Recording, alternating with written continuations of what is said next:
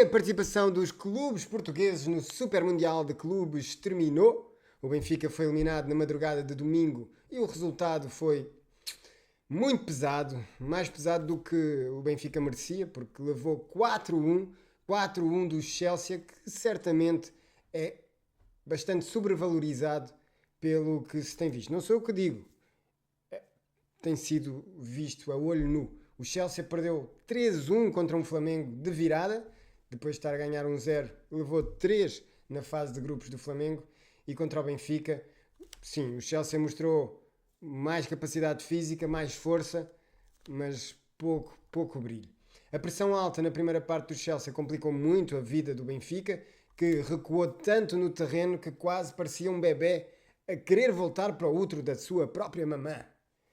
O Benfica, infelizmente, não conseguiu jogar na primeira parte e depois o início da segunda parte foi quase igual à primeira parte. Só quando entrou o Belotti, só depois do Benfica sofrer o golo e entrar o Belotti, é que o Benfica conseguiu subir alguns metros no terreno. Eu estive a comentar esse jogo no canal Resenha Flamais e é incrível que o narrador, ou que eu tenha escutado o narrador falar em nomes de Coxo e Leandro Barreiro 2, 3 vezes, o que é simplesmente ridículo quando vemos um jogador como o Coxo, que arranja aí umas polémicas e acha-se espetacular, puxa dos galões, não é? O problema é que depois não cumpre. Isso é muito estranho. Neste jogo importante ele não apareceu, não tocou na bola, praticamente não. O meio campo do Benfica teve inexistente, isso é verdade, mas o Coxo não fez praticamente nada. E a história do jogo é simples de contar, não tem nada a ver com humilhação, vergonha. Ouvi por aí gente que em princípio não terá visto o jogo.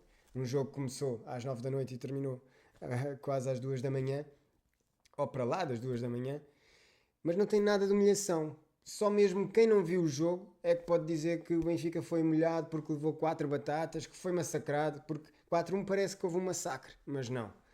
Não, a história do jogo é simples de contar.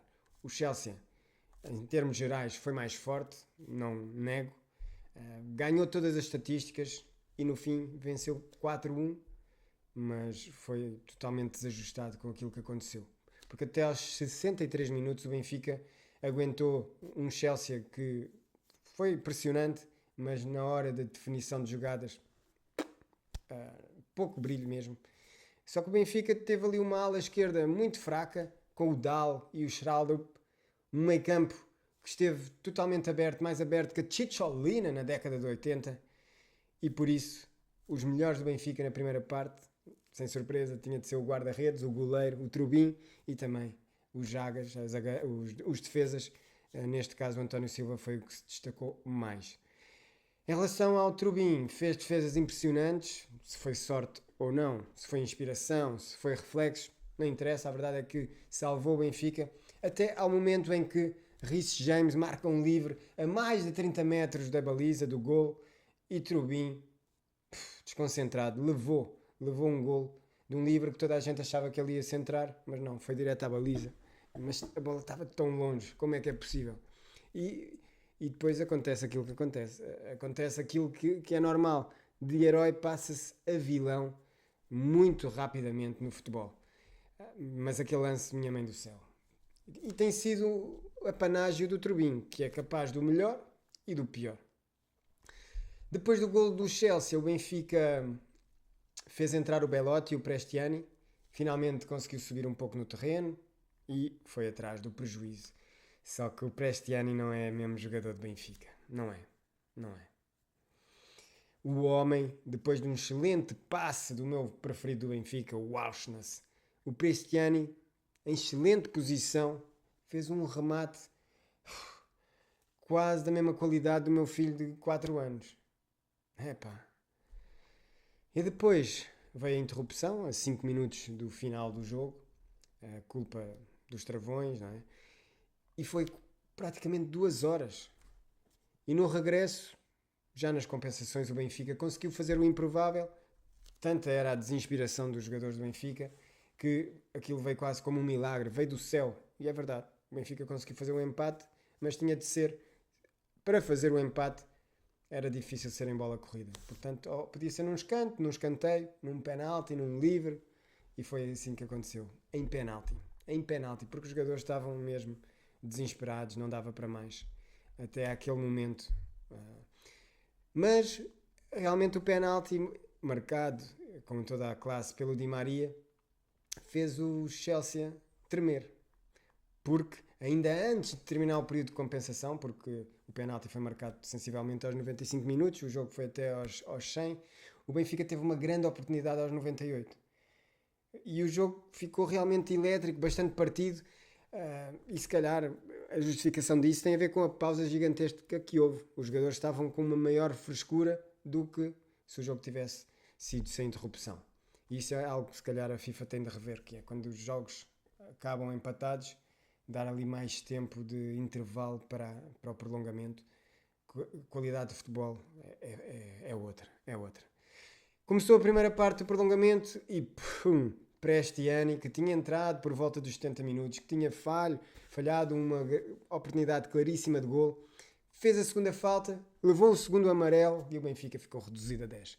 Mas mesmo a reduzida a 10, o Benfica conseguiu 4 transições, 4 contra-ataques rapidíssimos e esteve muito perto de marcar, tanto por Artur Koglu, que infelizmente não fez melhor do que rematar à figura do guarda-redes, do Sanches.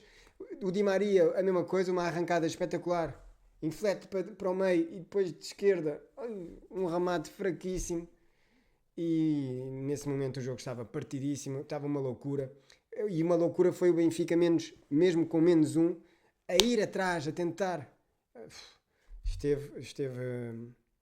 Eu não faria essa opção. E contra a maré do jogo, mais uma vez, Trubin a errar feio. Um remate que era fácil, ele consegue tirar-se para o chão e a bola passar. E isso foi meio caminho golo para o segundo golo do Chelsea. E aí, meus amigos, 11 contra 11 já é difícil, quando o adversário tem o nome de Chelsea. Agora 10 contra 11, já no prolongamento, a tentar o empate depois de levar o segundo golo. Rapidamente o Chelsea, em lances de contra-ataque, fez o 4-1. Eu acho que depois de levarmos o 2-1, foi mesmo aquela expressão portuguesa, perder por 1, perder por 1000. Portanto, fomos atrás do empate. Mesmo no 3-1 ainda se continua a tentar, e só mesmo uma equipa com personalidade ou com uma dose de loucura é que era capaz. E é por isso que eu não aceito que se fale em humilhação. Óbvio que podemos criticar a frio o que o Bruno Lage ou o que os jogadores do Benfica fizeram, que foi não ter ficado atrás da linha da bola depois da expulsão do Prestiani, guardar o resultado, tentar ir aos penaltis e depois a lotaria logo se vê. Mas não. A questão é que com aquelas transições rápidas, aqueles contra-ataques, mostrou-se que era muito fácil, estava a ser muito fácil chegar à baliza adversária. E aí a sensação do golo estar perto apareceu, mas apareceu o golo do Chelsea num tremendo frango do Trubin. E aí arrebentou definitivamente a ambição do Benfica. 4-1 é muito pesado, sem dúvida, não traduz o que aconteceu e dá a sensação do desequilíbrio total, o que não houve. Claro que o Benfica até sofreu o golo, pouco fez, é verdade, mas provou que o Chelsea, mesmo com muito dinheiro, tem mais fama do que futebol, tem mais nome do que bola. E enquanto o Benfica volta para casa, o Chelsea vai enfrentar o Palmeiras, treinado pelo nosso português Abel Ferreira, e em teoria o Chelsea passa. Na prática eu duvido, acredito que o Abel conseguirá montar uma equipa melhor do que o Lage montou. Não podemos esquecer, e criticando outra vez as opções do Lage, apostar ou continuar a apostar no DAL com o Carreras disponível. Porquê? É o mesmo que conduzir um Mini 1000 de 1950 quando se tem um Tesla. E depois o Lage também não apostou no Bruma numa fase de contra-ataques rápidos e preferiu dar minutos para o Di Maria se despedir. Ou seja, e ele não estava fresco. Porque não refrescar com o Bruma?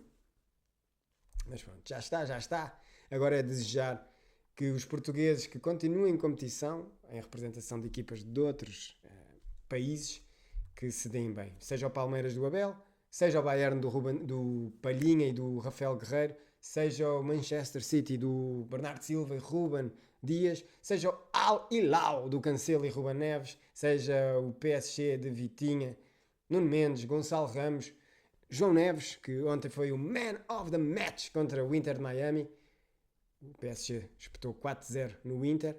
E para mim os franceses até foram simpáticos com a equipa do país organizador, porque aquela equipa horrorosa do Messi devia ter levado uma cabazada ao estilo Bayern Auckland. Mas não aconteceu. 4-0 foi uma pequenina goleada. E vamos continuar a acompanhar este Super Mundial de Clubes. Vou, noutra lógica, acompanhar os clubes brasileiros pela minha ligação através do programa Os Cancelados. E quem sabe volto aqui para falar de proezas de um Palmeiras a eliminar o Chelsea. Vamos ver. Mas eu prometo voltar aqui ainda durante este Super Mundial. Até breve.